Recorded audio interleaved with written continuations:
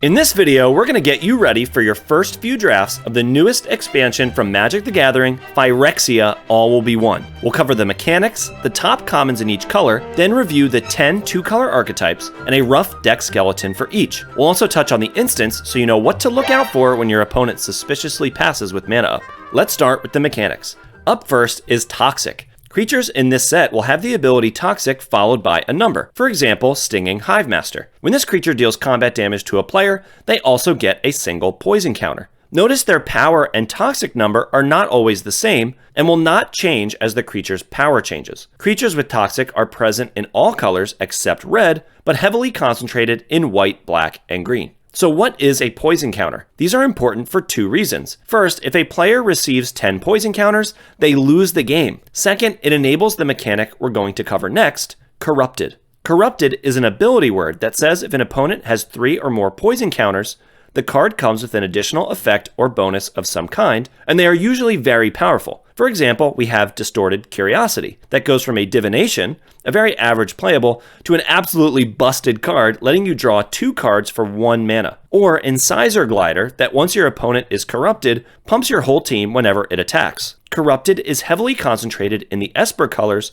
white, blue, and black. Next up are oil counters, primarily concentrated in the Temur colors, blue, red, and green. A variety of cards enter the battlefield with oil counters on them, and they can then be spent for a variety of effects. For example, you can remove an oil counter from Furnace Strider to give another creature haste, but Trawler Drake gets +1/+1 for each oil counter on it. Most cards include ways to add oil counters to them, such as Atmosphere Surgeon. However, there are also a few ways to add oil counters to other cards, such as Ickerplate Golem and Free from Flesh. You can also add counters with the next mechanic in the set, Proliferate. Proliferate says choose any number of permanents and or players, then give each another counter of each kind already there. This is primarily in Sultai colors, blue, black, and green. Proliferate is tacked on to other cards that you are likely already happy to play, but if you can get value from the Proliferate, they become quite powerful, such as Mesmerizing Dose and Drown in Ichor. We will be aiming to proliferate our poison counters from Toxic and our oil counters. With these mechanics in mind, it is very important that we find a way to quickly get 1 poison counter on our opponent as early in the game as possible, and cards that enable us to do this will be quite good. And of course, we want to prevent our opponent from doing the same to us. The difference between 0 and 1 poison counter will be huge. For this reason, blocking in the early game will be especially important. By keeping our opponent off of their first poison counter, we significantly reduce the power of their Proliferate cards and make it much less likely they can enable Corrupted and power up all of their stuff. With Proliferate in mind, it may also be wise in certain situations to not use up the last oil counter on a creature, knowing you may have ways in your deck to get more on future turns. Our last mechanic is 4 Mirrodin. These are equipment cards that come into play attached to a 2/2 Rebel creature token, for example, Barbed Batterfist. After the creature dies, you of course are left with the equipment that can be attached elsewhere. With that out of the way, let's jump into my early picks for the best commons in each color. These are cards that go into most decks and pull you towards a particular color. These are good in a variety of situations and require little to no setup. First up is white, and in at number 3, Duelist of Deep Faith. For 1 and a white, we get a 2/2 Phyrexian Soldier with Toxic 1. As long as it's your turn, Duelist of Deep Faith has first strike. Keeping in mind what I said earlier about Toxic and Corrupted, this is going to be really tough to block when it's attacking on turn 3 and should help you land that ever important first poison counter. The white color pairs look aggressive, and this should be a premium 2-drop for those decks. Plus the curve of this on turn 2 into a turn 3 Flensing Raptor looks really good. A 2/2 first strike also wears equipment quite nicely. Number 2, Planner Disruption. For 1 and a white, we get an enchantment aura. You can enchant an artifact, creature, or planeswalker.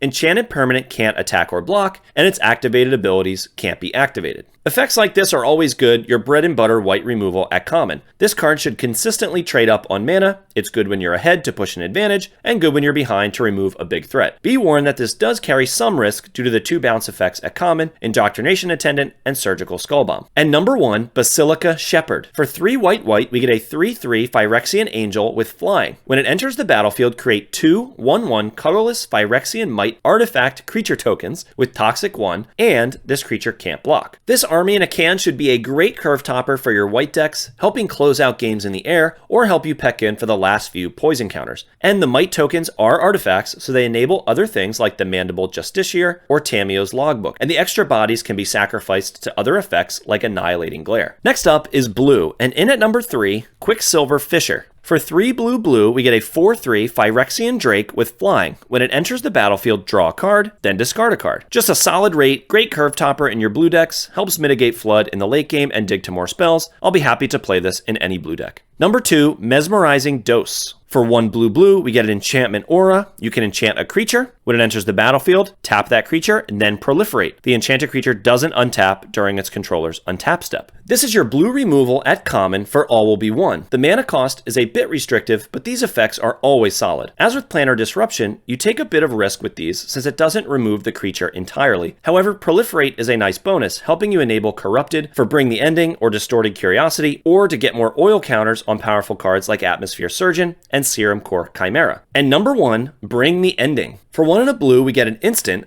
counter target spell unless its controller pays 2. If your opponent is corrupted, counter that spell instead. At its baseline, a solid counter in the early to mid game. A 2-mana tax is enough to nab some 3 or 4 mana spells depending on when you choose to leave this up. Cards like this also get better when you have lots of things to do at instant speed in case your opponent decides to play around the counterspell. So this pairs well with Experimental Augury, Prologue to Phyresis, or Thrill of Possibility. There's also a flash creature at common in blue, Chrome Prowler. And normally cards like this do struggle to scale with the game, but if you put some work in and manage to get 3 poison counters on your opponent, this becomes extremely powerful, countering anything for just 2 mana. Now let's move on to black with number 3, Sheoldred's Headcleaver. For 3 and a black, we get a 2/4 Phyrexian Warrior with Menace and Toxic 2. A 2/4 blocks well the turn it comes down, helping stave off aggressive starts from your opponent, but the Toxic 2 and Menace is a great enabler for your corrupted payoffs or for racing to 10 poison counters. Attacking with a 2/4 Menace requires your opponent to put some real creatures in front of it, and remember the 1/1 Might tokens can't block. This will be excellent with combat tricks like Complete Devotion and equipment like Hexgold Halberd or Hexcold Hoverwings. In at number 2, Annihilating Glare. For a single black mana, we get a sorcery. As an additional cost to cast this spell, pay 4 or sacrifice an artifact or creature. Destroy target creature or planeswalker. Just a solid and potentially very cheap removal spell. Paying 5 isn't ideal, but a nice fail case if you don't have anything laying around you'd be fine sacrificing, like a Might token. And number 1, Anoint with Affliction. For 1 and a black, we get an instant, exile target creature if it has mana value 3 or less. Corrupted, exile that creature instead. The baseline for this card would already be one of the top commons. 2 mana instant, exile a creature is very good, but enable this and it will regularly be the best card in your deck. Now let's move on to red with number 3, Barbed Batterfist. For 1 and a red, you get an artifact equipment with 4 Mirrodin, so it comes in with a 2/2 red rebel creature token. You attach this equipment to it. Equipped creature gets +1/-1. You can re-equip this for just a single mana. This looks to be the best of the 4 Mirrodin cards at common, since the equipment you're left with is actually affordable to re-equip. This will enable tons of attacks and help you continue to push damage, turning smaller creatures into relevant threats later in the game. And again, the 1/1 tokens generated by tons of cards in this set can't block, so a 2 mana 3/1 isn't as much of a liability as usual. Number 2, Hexgold Slash. For a single red mana, we get an instant. Hexgold Slash deals 2 damage to target creature. If that creature has Toxic, this deals 4 damage to that creature instead. 1 mana, deal 2 damage is solid, and you'll always play your first copy in your red decks, but getting to deal 4 to creatures with Toxic is not always relevant, but getting to trade up on mana against something like Nimraiser Paladin or Tyrannix Atrocity will just decide games. And in at number 1, Volt Charge. For 2 and a red, you get an instant. This deals 3 damage to any target, Proliferate. Easy choice for the best red common. This will be good when you're ahead or behind, goes face, and even gives you a Proliferate to stack more oil counters on your stuff like Furnace Strider and Sawblade Scamp. And lastly, for the best green commons, in at number 3, Oil Gorger Troll. For 3 green, we get a 3/4 Phyrexian Troll Warrior. When Oil Gorger Troll enters the battlefield, you gain 3 life. Then if you control a permanent with an oil counter on it, draw a card. It's easy to compare this to previous versions of this card we've seen, like Owlbear and Saryl's Packmate, which were the best green commons in their respective formats. Unlike those, however, this card can miss on the card draw, and a 5 mana 3/4 gain 3 is good, but not great. So you'll want to make sure you have a solid density of cards that produce oil counters before you play this. The troll will be best in green-red and green-blue, where you're most likely to trigger its second ability. In at number 2, Ruthless Predation. For 1 and a green, we get a sorcery. Target creature you control gets +1/+2 until end of turn. It fights target creature you don't control. Solid green removal. You'll always want at least 1 copy of these in your green decks. +1/+2 is huge, and this just does what you need it to do. And in at number 1, Contagious Vorak. For 2 and a green, we get a 3/3 Phyrexian Boar Beast. When it enters the battlefield, look at the top 4 cards of your library. You may reveal a land card from among them and put it into your hand. Put the rest on the bottom in a random order. If you didn't put a card into your hand this way, Proliferate. Solid baseline as a 3-mana 3/3, but then you get at least a Proliferate trigger. Or instead, you could draw a land. You get to choose what would be most valuable to you at the time, and flexibility in limited is always strong. If you'd rather Proliferate, just decline to reveal a land. You'll want to do some work to get value out of the Proliferate, but this will be very good in any green deck. Now let's jump into the archetypes, starting with white-blue artifacts. The Signpost uncommon is Cephalopod Sentry. For 2 white-blue, you get a star 5 artifact creature, Phyrexian Squid, with flying. Its power is equal to the number of artifacts you control. It looks like this deck can be built as a more tempo aggro strategy with cheap threats like Mandible Justiciar and Chrome Prowler, plus flyers like Flensing Raptor. After landing some poison counters, use the Proliferate cards in blue to enable some of the powerful corrupted payoffs, like Incisor Glider and Distorted Curiosity. Keep in mind, all of the Might tokens are artifacts, so Basilica Shepherd should be good here as a finisher and a way to generate more artifacts. If your deck generates lots of Might tokens, Plated Onslaught will be a powerful finisher, and Tamiyo's Logbook is a great way to lend your deck some late-game inevitability. Up next is Blue-Black Proliferate Control. The Signpost uncommon for Blue-Black is Voidwing Hybrid. For Blue-Black, we get a 2/1 flying creature with Toxic 1. When you proliferate, return Voidwing Hybrid from your graveyard to your hand.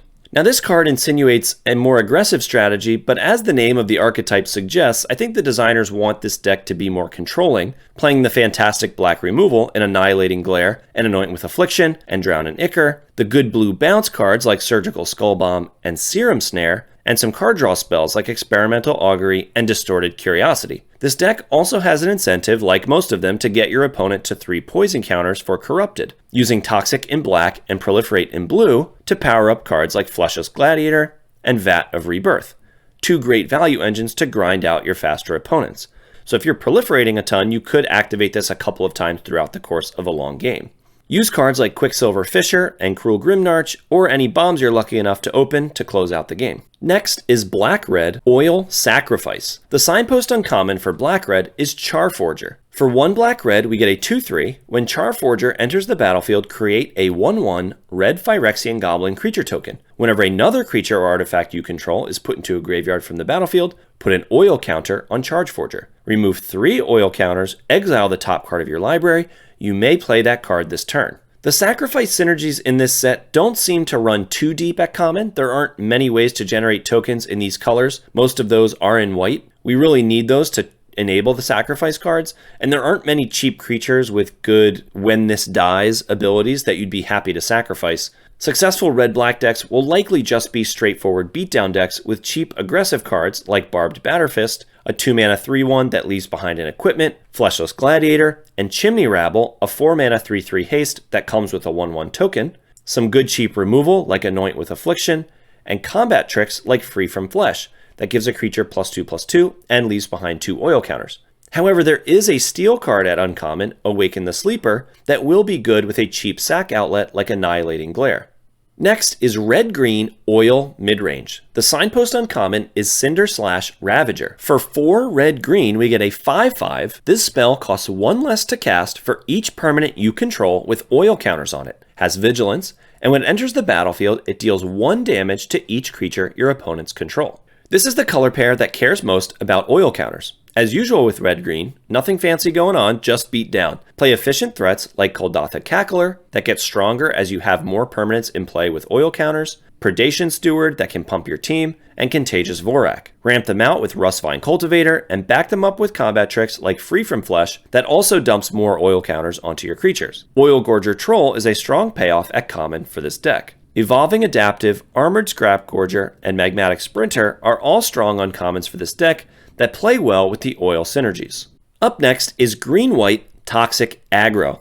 The signpost uncommon for this deck is Slaughter Singer. For green-white, we get a 2/2 with Toxic 2. Whenever another creature you control with Toxic attacks, it gets +1/+1 until end of turn. This deck can very much win by getting the opponent to 10 poison counters, since toxic creatures are heavily present in both colors, but the deck is also happy to just attack their life total. Play cheap toxic creatures like Crawling Chorus, a 1-mana 1/1 toxic that dies into another toxic might, Duelist of Deep Faith, and Branchblight Stalker, a 2-mana 3/1 with Toxic 2. Then enable their attacks with cards like Flensing Raptor and Adaptive Spore Singer, a 3-mana 2/2 that can either give a creature +2/+2 and Vigilance until end of turn, or proliferate. Push through damage with combat tricks like Complete Devotion, 2 mana for +2/+2 if the creature has Toxic, draw a card, and Titanic Growth, 2 mana for +4/+4. The green Skull Bomb is good here as the only way at common to enable Trample and push through the last few poison counters. The only other way to enable Trample is Volshock Battle Chair, and although it's expensive, it's repeatable and turns even a 1/1 might into a dangerous threat in the late game. Porcelain Zealot to pump your team, Viral Spawning to generate 3/3 toxic tokens, and Paladin of Predation with Toxic 6 are powerful uncommons for this deck. Next is white-black Corrupted. The signpost for this deck is Vivisection Evangelist. For 3 white-black, we get a 4/4 with Vigilance. When it enters the battlefield, if your opponent is corrupted, destroy target creature or planeswalker an opponent controls. Like we've seen with some of the other color pairs, get our opponent to 3 poison counters quickly with cards like Crawling Chorus and Sheoldred's Headcleaver, and power up our corrupted cards, of which black and white has the most, like Anoint with Infliction and Zealot's Conviction, a 1-mana flash enchantment that gives a creature +1/+1, but if your opponent is corrupted, it gets an additional +1/+0 and First Strike. However, this deck can definitely get a poison kill with plenty of toxic creatures at common in both black and white. Chittering Skitterling is a powerful uncommon payoff for this deck, letting us turn our 1/1 mites generated by white into more cards.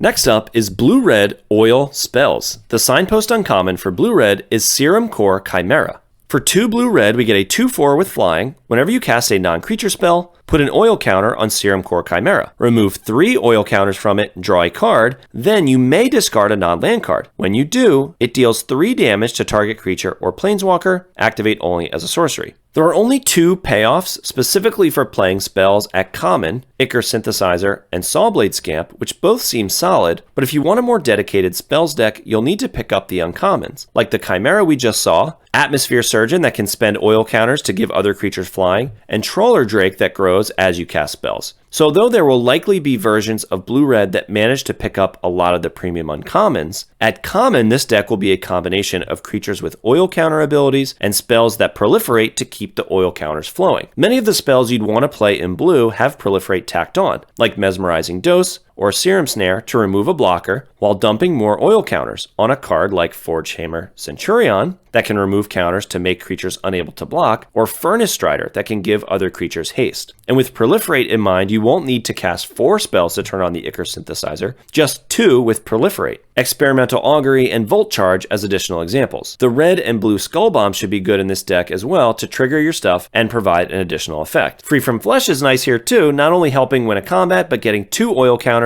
and a spell trigger. Next is Black-Green Poison Victory. The signpost uncommon for Black-Green is Necrogen Rot Priest. For 2 black-green, we get a 1/5 with Toxic 2. Whenever a creature you control with Toxic deals combat damage to a player, that player gets an additional poison counter. And for 1 black-green, target creature you control with Toxic gains Death Touch until end of turn. This is the turbo Toxic deck that wants to get our opponent to 10 poison counters as quickly as possible. Use cards like Branchblight Stalker, Sheoldred's Headcleaver, and Tyrannix Atrocity at common with high toxic values, plus Proliferate like Blightbelly Rat and Contagious Vorak to further spread the poison. Back them up with Black's Removal Suite and a combat trick like Titanic Growth. Of course, the Rot Priest supercharges this strategy, but the Paladin of Predation and Venomous Brutalizer are also great threats to help close games for this deck. Shoutouts again for the Maze Skull Bomb and Volshock Battle Chair as the only ways to enable Trample and push in the last few poison counters.